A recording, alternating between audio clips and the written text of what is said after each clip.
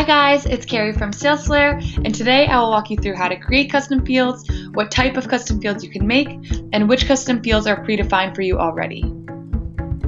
First, how do you create the custom fields? Just head to Settings, Customize Fields. If you don't see this option in your settings, that means you're not an admin. You can either have the admin on your team create the custom fields for you, or they can make you an admin and Settings manage your team. So when you're in Settings Customize Fields, click on the entity you want to make the custom field for at the top. You can make them for accounts, contacts, and opportunities. If you're on opportunities, don't forget to select which pipeline you want to make the custom field for in the drop-down menu. You can edit, delete, and show or hide custom fields and create custom fields from here. Once you've decided which entity you want to make the custom field for, click on the orange plus sign in the bottom right corner. This brings us to the different types of custom fields you can make. Oftentimes, people find themselves tagging accounts, contacts, and opportunities as their way of segmenting or categorizing things, but actually, you can use custom fields to organize things much better and it can become way more powerful. Here are all the custom field types that you can choose from. I'll quickly go through and explain what each one is.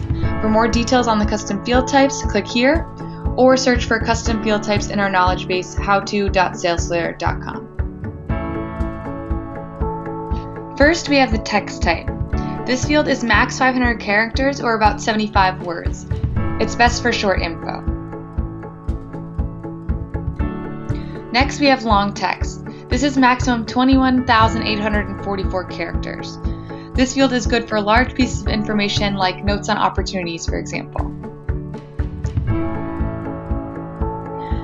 Number is for fields that involve numbers. Make sure it's only numbers though. If you want to type a currency symbol or phone numbers with dashes, parentheses, or plus symbols, those won't work here because those symbols aren't a number. For those situations, it's best to choose the text field. You can use the number type to note down the NPS score a user submitted, for example. Feel free to set a min and maximum range like 1 to 10. Drop-down is when you can create a fixed set of options that you see and select from. This is helpful for longer lists that you don't have to memorize and can keep organized across your sales team, like which industry a company is in, for example. Multi-select drop-down is for those times when you need to select more options than one, like what products you're selling to an opportunity, or whether an account is a customer, supplier, partner, or multiple of those. With autocomplete fields, you can add options so that when you start typing, the answer will appear. This becomes useful when you have a long list of options that may overcrowd a drop-down menu, like for commonly used responses to what is the main reason you like our product, for example. You can add predefined options for the field, but you can also add new ones as you type in the field instead of having to come back to the settings to add a new option. For tags, there is a tags field by default, but you can use this one to control and categorize your data even further, like when you want to quickly define a contact's interests. Make a dedicated tags field with predefined options. And when you're in the field and the tag isn't in the list of predefined options, you can add a new one from the tags field itself. Date is for when you want to keep track of dates. Feel free to set a date range, and this field type is useful for filtering between date ranges too. You can use this for introduction date, for example. URL is for hyperlinks, like a Google Drive link. When you add it to a URL field, it becomes clickable when viewing instead of having to copy-paste the link into your browser. Checkbox is for when you need to confirm with the check, like whether you send them a gift basket, for example. A tri-state checkbox is for when you want to keep track of whether something is true or false, but want to know if the field has been filled out or not.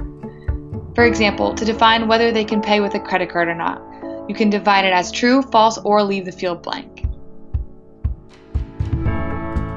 And last but not least, the Files custom field is handy for when you upload files to contacts and opportunities. For example, with this field, you can attach your proposals to opportunities. Don't forget that on accounts, email attachments are automatically pulled into account timelines under the Files tab. You can manually upload files to accounts there as well. When you're in Settings Customize Fields, you can see which type every field is by looking to the right of the field name in Settings Customize Fields.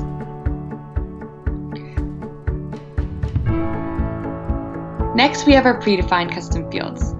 These are fields that you can decide whether you want to show or hide yourself, but they are common enough that we already went ahead and created them for you. Each entity has its own set of predefined custom fields.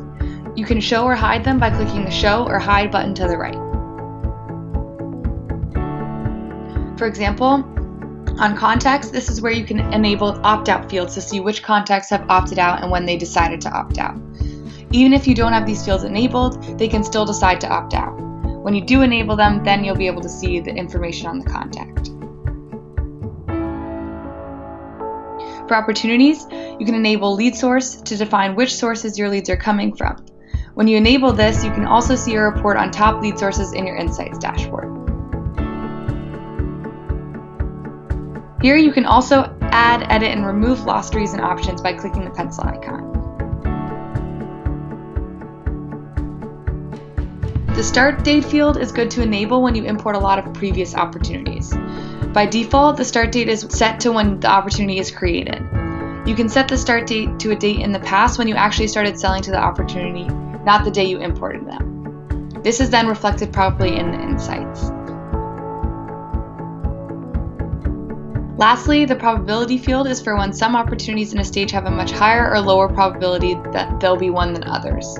This can especially skew your expected revenue in the insights when you sell smaller and bigger deals. You can set the probability per opportunity by enabling this field and then setting the probability when editing the opportunity. Okay, that's all I have for you on custom fields today. If you have any questions, please don't hesitate to reach out on the chat.